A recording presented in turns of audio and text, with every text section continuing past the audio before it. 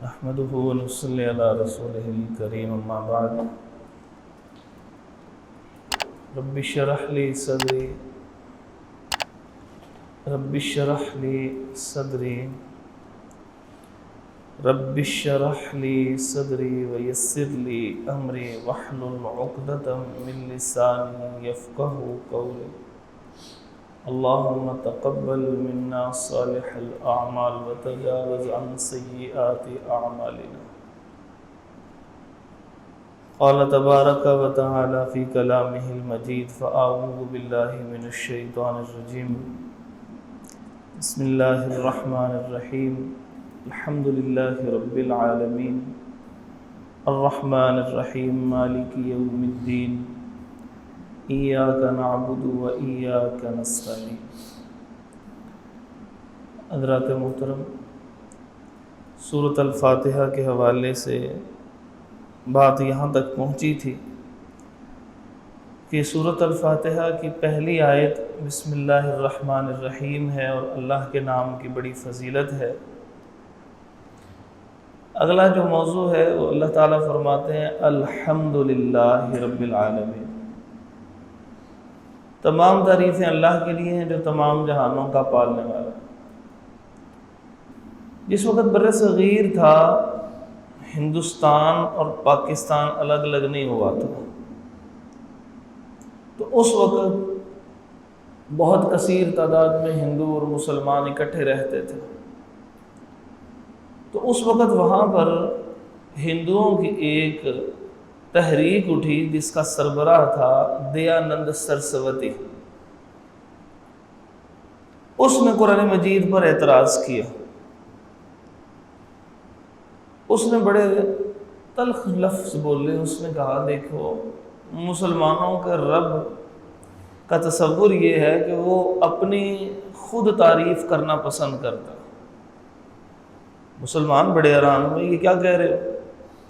وہ کہنے لگے دیکھو قرآن شروع ہوتا ہے، تم کہتے ہو یہ اللہ کا کلام ہے، تو اس کی ابتدا کے اندر ہی اللہ خود ہی کہہ رہا ہے الحمدللہ رب العالمین. بات تو تب ہے جب لوگ کہیں.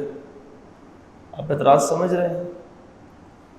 اس وقت لوگ بڑے پریشان ہوئے کہ اس کا کیا جواب ہے. ہمارے لیے تو یہی ہے کہ اللہ تعالیٰ نے جو کہہ دیا وہی صحیح ہے. وہ بادشاہ مالک ہے، سب کچھ اسی کا ہے، وہی خالق ہے. ہم کون ہوتے ہیں اس سے آگے سے سوال کرنے والے، بات کرنے والے؟ لیکن جب کافر کو سمجھانا ہوتا ہے تو اس وقت یہ صرف ایمان کی مضبوطی والا جواب نہیں چاہیے ہوتا، اس کو کوئی لاجک چاہیے ہوتی ہے. اور کئی لوگ پھر ان لاجک کو سن کے کلمہ پڑھ لیتے ہیں. جس دن کلمہ پڑھ لیتے ہیں پھر وہ بھی سوال نہیں کبھی کرتے، کیونکہ ان کو بھی پتہ لگ جاتا ہے کہ میرا اللہ وہی ایک ہے. جب اس نے یہ کہا نا کہ مسلمانوں کا رب جو ہے وہ نعوذ باللہ اپنی تعریف خود طلب کرتا ہے، اور قرآن کے شروع میں الحمدللہ رب العالمین، تمام تعریفیں اللہ کے لیے ہیں جو تمام جہانوں کا پالنے والا ہے،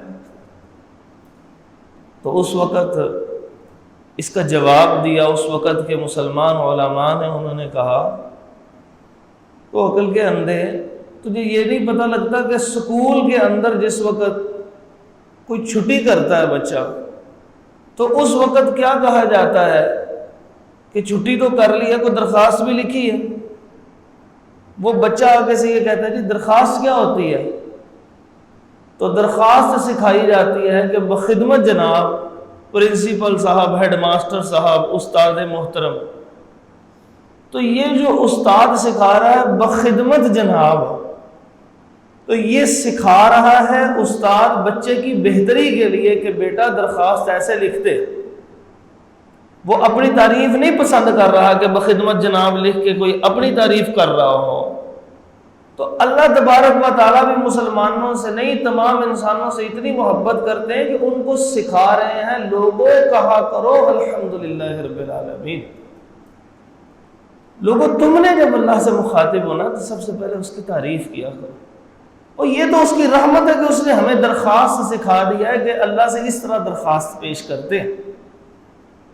تو اگر وہ نہ بتاتا تو پھر ہم پریشان رہتے. جس طرح آدم علیہ السلام کے قصے میں اللہ تعالیٰ نے ذکر کیا ہے کہ جس وقت آدم علیہ السلام کو فنسی آدم، آدم علیہ السلام بھول گئے، تو اس وقت اللہ تعالیٰ فرماتے ہیں فَتَلَقَّى آدَمُ مِن رَبِّهِ کلمات، اللہ تعالیٰ نے آدم علیہ السلام کو وہ کلمات سکھائے تھے، فَتَابَ عَلَيْهِ، تو انہوں نے جب وہ یہ کہے تو پھر اللہ تبارک و تعالیٰ نے ان کی توبہ کو قبول کر لی۔ تو اللہ تو ہمیشہ انسانوں پہ شفقت اور رحمت کرتے ہوئے ان کو سکھاتا ہے کہ لوگوں اس طرح مانگو، یہ ہے وہ طریقہ۔ تو یہاں پہ بھی الحمدللہ رب العالمین اللہ کو اپنی تعریفیں نہیں، اللہ انسانوں کو سمجھا رہے ہیں کہ دیکھو، یاد رکھو، جو کوئی محسن ہو اس کا احسان یاد رکھتے ہیں، اور اللہ سے بڑا محسن کوئی بھی نہیں ہو سکتا۔ اللہ نے ہمیں آنکھیں دی ہیں، کان دیے ہیں، ہاتھ دیے ہیں، پاؤں دیے ہیں، جسم کے اعضاء دیے ہیں۔ اللہ تعالیٰ فرماتے ہیں وَفِي أَنفُسِكُمْ أَفَلَا تُبْصِرُونَ، لوگوں تم اپنے جسموں کے اندر غور نہیں کرتے کہ کتنی چیزیں اللہ تبارک و تعالیٰ نے تمہاری پیدا کی ہیں، تم تو اس کو کروڑوں نہیں، تم اربوں پتی ہو۔ اگر انسان کا کوئی ایک عضو خراب ہو جائے تو انسان صرف اس کے ٹھیک کرنے کے لیے کئی مرتبہ اپنا مکان بیچتا ہے، دکان بیچتا ہے، اثاثے بیچتا ہے، لاکھوں نہیں کروڑوں روپے کا جو ہے وہ اس کے اوپر سرمایہ خرچ کرتا ہے کہ میرا عضو ٹھیک ہو جائے۔ صرف ایک چھوٹی سی مثال دیتا ہوں، یہ جو انسان کا جگر ہوتا ہے نا، تو جب جگر خراب ہوتا ہے، اس کا کوئی ایک حصہ شدید گل جاتا ہے، تو پھر اس حصے کو، تھوڑے سے حصے کو جو حد سے زیادہ گل جاتا ہے، بدبودار ہو جاتا ہے، جو باقی سب کو بھی تباہ کر رہا ہوتا ہے، اس حصے کو کاٹ دیا جاتا ہے، اور اس حصے کو کاٹ کے صحت مند جسم سے کہ جگر سے لے کے اتنا حصہ وہاں سی دیا جاتا ہے۔ اس کو کہتے ہیں سادہ لفظوں میں لیور ٹرانسپلانٹ۔ اور انسان کا اتنا بڑا جگر ہے، اس کا ایک حصے کے اوپر اگر سادہ لفظوں میں سمجھے تو پینچر لگایا جا رہا ہے، تو اس کو لیور ٹرانسپلانٹ کہتے ہیں۔ 1.5-2 کروڑ لگ جاتا ہے، زندگی کا پھر بھی بھروسہ نہیں ہوتا۔ پورے جگر کے اتنے سے حصے کی مالیت کتنی ہوئی؟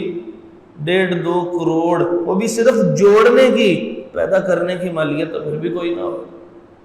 تو یہ ہے الحمدللہ رب العالمین، ساری تعریفیں اللہ کے لیے ہیں، اور اگر ابھی بھی اللہ کی تعریف نہیں کرنی تو پھر کس کی تعریف کرنی؟ رب کون ہوتا ہے؟ رب وہ ہوتا ہے جو پالتا ہے، اور پالتا کون ہے؟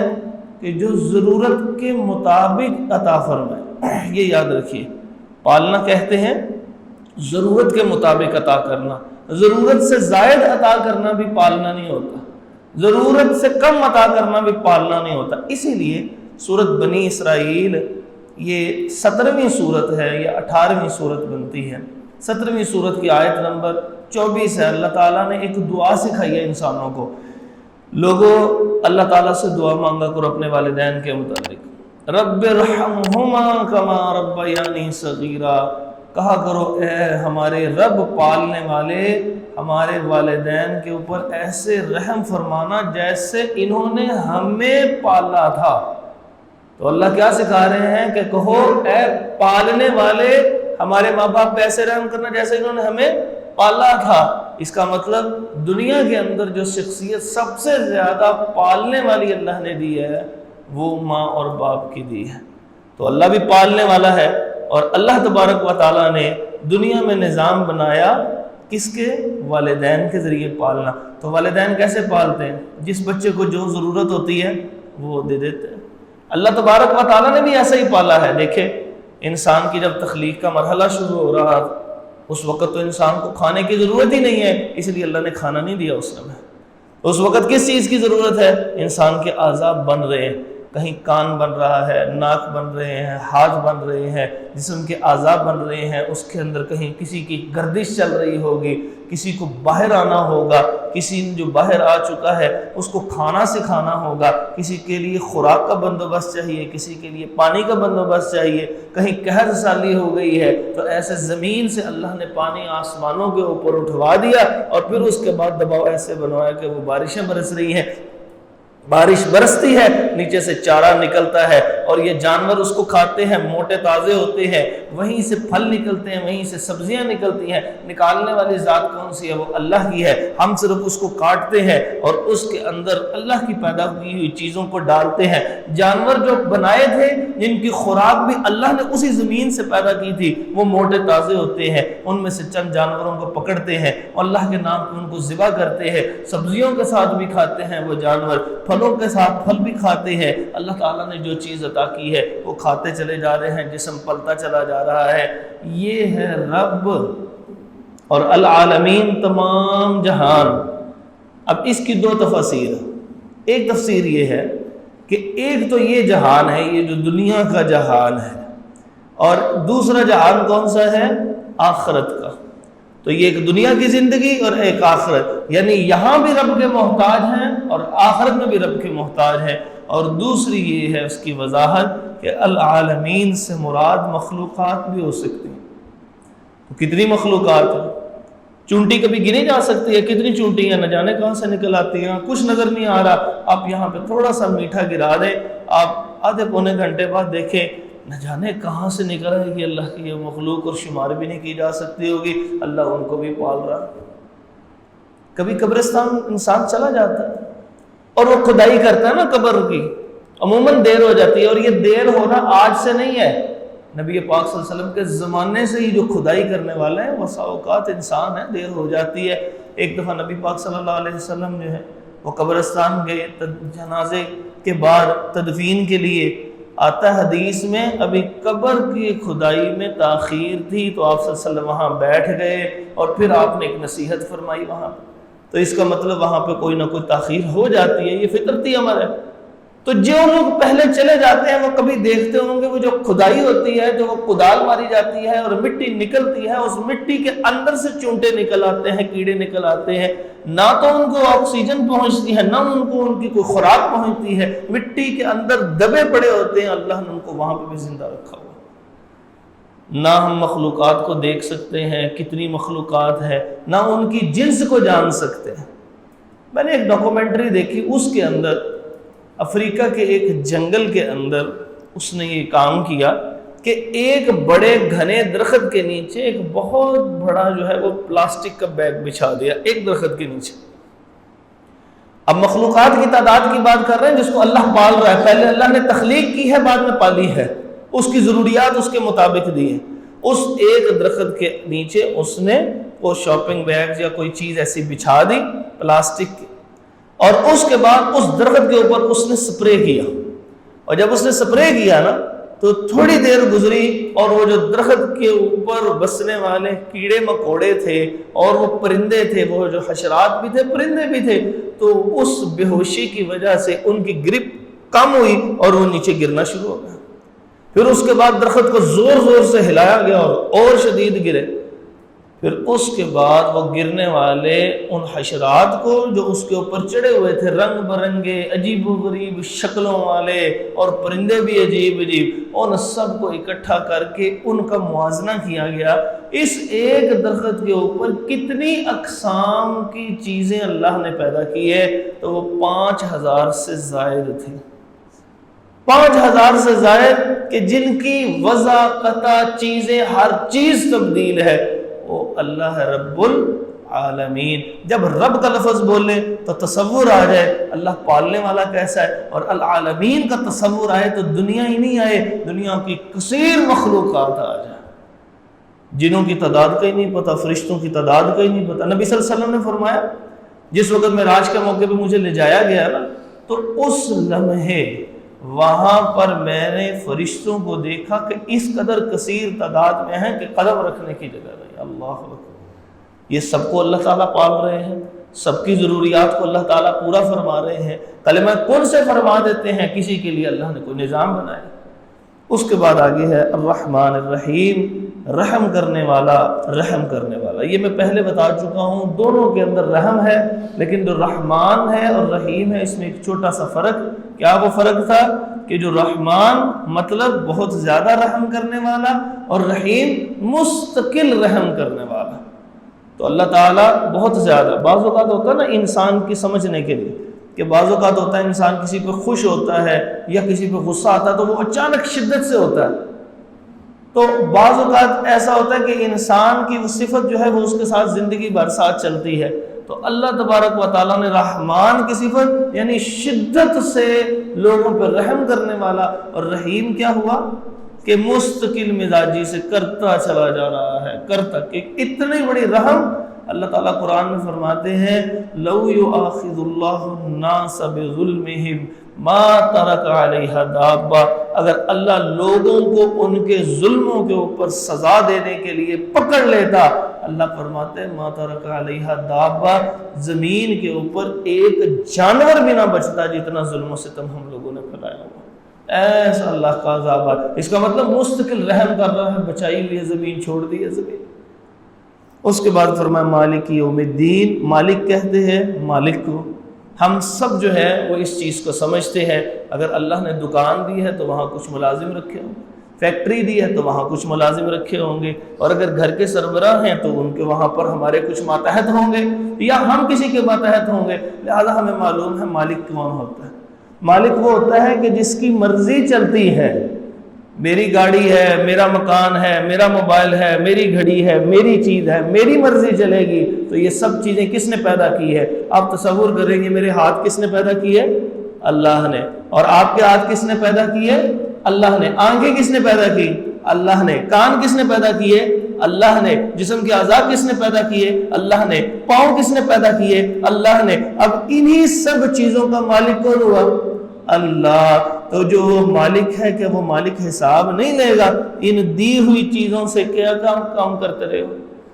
موبائل بھی میں نے توفیق دی تھی نا، اور آنکھیں تو ہے ہی میں نے بنائی تھی، وہ تو کوئی بنا ہی نہیں سکتا تھا. اس موبائل پہ کیا دیکھا تھا، ان کانوں سے کیا سنا تھا، ان ہاتھوں سے کیا کیا تھا، اس زبان سے کیا کہا تھا، وہ قدم کہاں اٹھ کے گئے تھے. تو یہ سب چیزیں اس مالک نے پوچھنا ہے. اللہ فرماتے دنیا میں تو ڈھیل دی ہوئی ہے نا، مالک یوم الدین، قیامت کے دن دنیا میں تو ایک دوسرے کو کسی کا ماتحت بنایا، کسی کا بڑا بنا دیا.